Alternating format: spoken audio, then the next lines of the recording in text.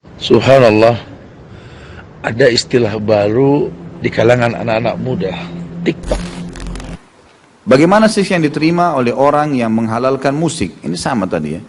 Sebenarnya ancaman deh. Ada dalam ayat Al-Quran dikatakan akan dituangkan di dalam telinga mereka ya cairan yang panas. Mereka tahu kekuatan umat Islam di Al-Quranul Karim. Makanya dibikin oleh orang-orang kafir bagaimana orang-orang tidak bisa mendengarkan Al-Quranul Karim. Dan kita lihat jemaah, orang kalau sudah mendengarkan nyanyian itu, tenggelam dalam nyanyian itu.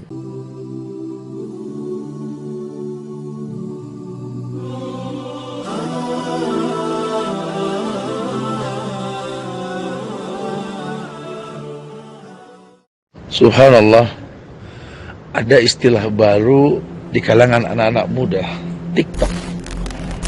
Mereka betul-betul mencampur adukan antara kehidupan dan gayanya dengan musik. Padahal jelas Allah berfirman dalam Al-Quran, وَمِنَ النَّاسِ مَنْ يَشْتَرِي لَهْوَ الْحَدِيثِ لِيُضِلَّ عَنْ سَبِيلِ اللَّهِ بِغَيْرِ عِلْمٍ وَيَتَّخِذَهَا هُزُوًا. Allah sudah mengatakan dengan tegas dalam surat Luqman ini, ada sebagian manusia nanti yang menghalalkan musik. Begitu pula sabda Rasulullah sallallahu alaihi wasallam, la yakunanna min ummati aqwamun yastahiluna al-hira wal harir wal khamar wal ma'azif.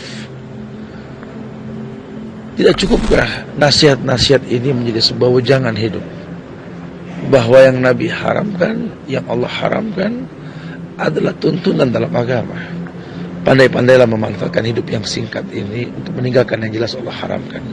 Itu bukti iman kita kepada Allah, bukan malah mencampur adukan yang halal dengan yang haram. Subhanallah, bagaimana datang kebaikan dengan cara mencampur adukan yang halal dengan yang haram.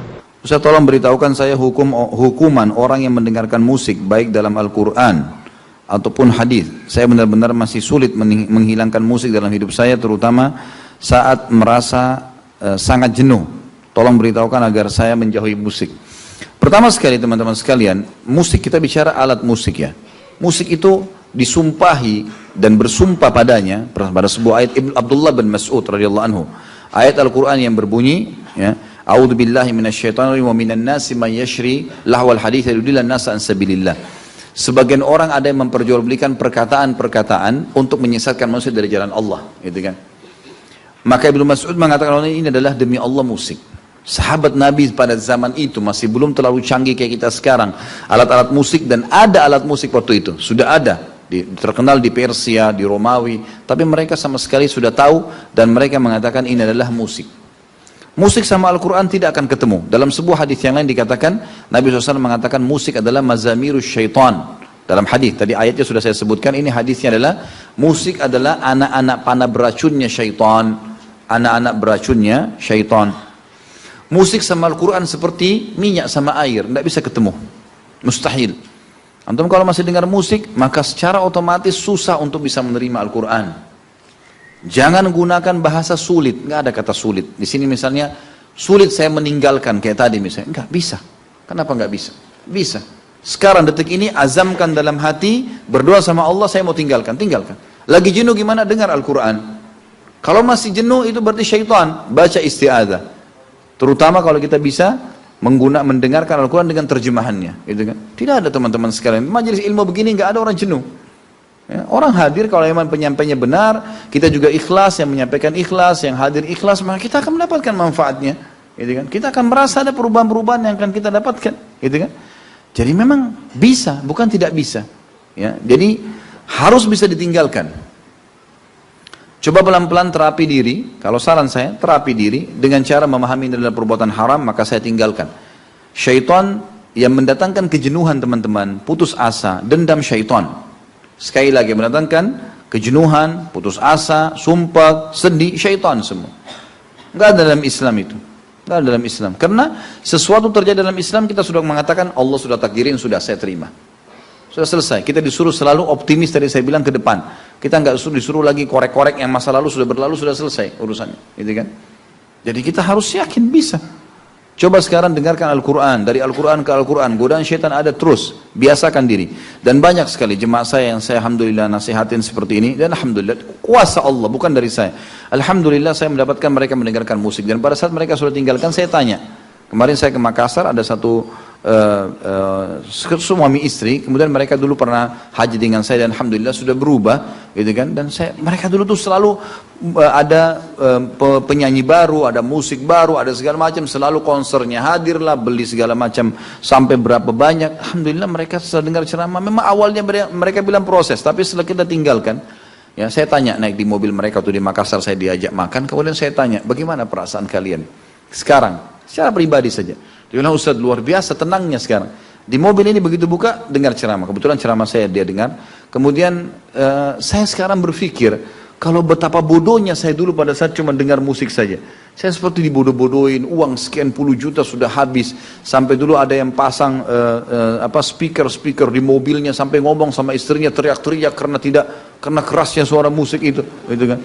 Ada orang subhanallah kadang-kadang syaitan bukan cuma goda dia, hatinya jadi masalah dengar musik, dia paksa orang lain dengar sampai goyang jalanan, gitu kan.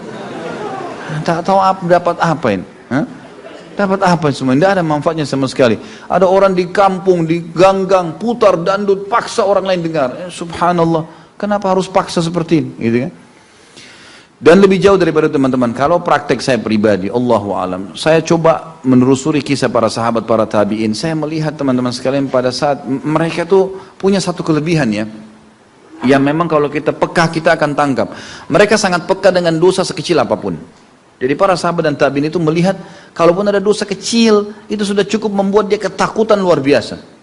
Jadi walaupun tidak disengaja ya, seperti Qadhi Iyad rahimahullah mengatakan, saya mengetahui kalau saya punya dosa, saya tahu ini dosa, tapi saya melakukannya, tidak sengaja pun. Kayak misal ada musik kita dengarkan lewat, kita cuma lewat, kebetulan saja ada. Kita bukan niat membelinya, kita bukan membeli kasetnya atau CD-nya, kita bukan mendengar, tapi lewat kita dengarkan. Mungkin kita masuk mall, mungkin kita lewat di mana, lalu kedengar, gitu kan. Kata Qadhi Iyad, ada dosa yang saya tahu dosa, tapi saya tidak menginginkan, tapi terjadi. Saya lewat, sepintas melewatinya. Maka saya akan melihat terjadi perubahan pada tunggangan saya, ya, kemudian pada istri saya, bahkan pada saat di rumah saya bahkan pada saat itu rumah saya kemasukan tikus. Ya. Jadi saya melihat itu sampai pada saat itu pun terjadi. Allah datangkan cobaan hanya karena masalah dosa yang tidak disengaja loh. Bagaimana dengan orang yang sengaja? Makin peka kita teman-teman, maka makin banyak sekali manfaatnya. Coba dipraktekin. Insya Allah ini adalah resep yang sangat bagus. Bagaimana sih yang diterima oleh orang yang menghalalkan musik? Ini sama tadi ya. Sebenarnya ancaman deh. Ada dalam ayat Al-Quran dikatakan akan dituangkan di dalam telinga mereka ya, cairan yang panas dalam ayat Al-Quran. Tapi saya tidak ingat sekarang di ayat berapa atau di surah apa. Tapi itu ada penjelasan dan saya sarankan teman-teman bisa kembali ke buku-buku yang sudah ditulis oleh para teman-teman dai berhubungan dengan masalah musik ini. Allahu a'lam. Kita mendengarkan firman Allah Subhanahu wa taala, bagaimana orang kafir membuat orang-orang tidak bisa mendengarkan Al-Qur'anul Karim. Mereka mengatakan wal ghaufi. Kalian ucapkan ucapan-ucapan yang kosong. Ucapan-ucapan yang tidak berguna. Supaya orang itu meninggalkan Al-Qur'anul Karim. Disebutkan salah satu gaya orang-orang Arab itu dengan menyanyi-nyanyi. Supaya orang nggak baca Al-Quran Al-Karim. Dan sekarang pun kita lihat umat Islam lebih sering mendengarkan nyanyian, menyanyi-nyanyi daripada baca Al-Quranul Karim. Dan ini termasuk usaha untuk memalingkan umat Islam dari Al-Quran. Sampai ucapan musuh-musuh Islam, orang-orang Yahudi, ketika mereka tahun 65 itu mau menyerang Mesir, ya, mau mengambil Palestina pada waktu itu, apa kata mereka? Ka'sun wa ghaniyah. Ka'sun wa ghaniyah. Satu gelas minuman dan satu biduan. Itu lebih dahsyat menghancurkan umat Islam daripada alfu midfa, 1000 meriam. Mereka tahu kekuatan umat Islam di Al-Quranul Karim. Makanya dibikin oleh orang-orang kafir bagaimana orang-orang tidak bisa mendengarkan Al-Quranul Karim. Kalau sekarang kita lihat hiburan-hiburan di mana-mana.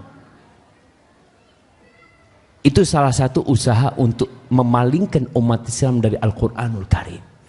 Dan kita lihat jemaah, orang kalau sudah mendengarkan nyanyian itu, tenggelam dalam nyanyian itu. Na'udzubillah min dzalik. Ya, anak-anak muda sekarang di masjid ini, ana sering katakan, sebenarnya yang datang ke masjid itu orang udah pada benar semua. Udah baik-baik, ya udah pada sholat, udah mau kebaikan. Tapi antum lihat, kalau konser musik, yang datang pakai baju hitam, sama tengkorak-tengkorak, iya, mereka nggak datang ke rumah Allah, enggak. Mereka lebih cinta dengan yang seperti itu. Dan itu banyak di negeri kita, acara-acara di televisi yang membuat orang meninggalkan Al-Quranul Karim. Maka perlu kita memboikot itu beberapa TV yang ada, nggak perlu ditonton. Itu termasuk mengganggu kita dari membaca Al-Quran Al-Karim. Jadi kalau dikatakan apa hubungan lagu-lagu, mau nyanyian-nyanyian dengan gangguan dakwah Rasulullah SAW, itu salah satu yang digunakan oleh orang-orang kafir untuk memalingkan umat Islam dari Al-Quran Al-Karim. Dan kita harus belajar apa sih sebenarnya hukum musik dan lagu-lagu itu, supaya kita tahu jangan sampai anak Quran gak hafal. Sebagian anak-anak itu Masya Allah hafal lagu ini, lagu itu. Sampai ada orang tua dulu. Antum ingat ada lagu apa? Cecak Rowo. Nah, tuh anak kecil-kecil pada hafal. Bapaknya seneng, lihat-lihat. Anak-anak bisa. Masya Allah. Maka hati-hati jemaah. Tolonglah orang tua lah. Orang tua berusaha untuk meninggalkan yang seperti itu.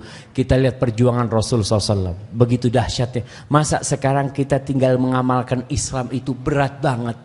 Nggak perlu kita dipukulin sholat. Nggak perlu. Dulu mereka Nabi SAW sujud. Itu dikasih di pundak Nabi SAW. Itu rahimnya onta. Dengan darah dan kotoran, beliau sampai berdiri nggak bisa. Sahabat tidak ada yang bisa bantuin beliau SAW. Karena mereka takut dengan orang-orang kafir Quraisy ini. Apa yang terjadi? Dipanggil putrinya Fatimah.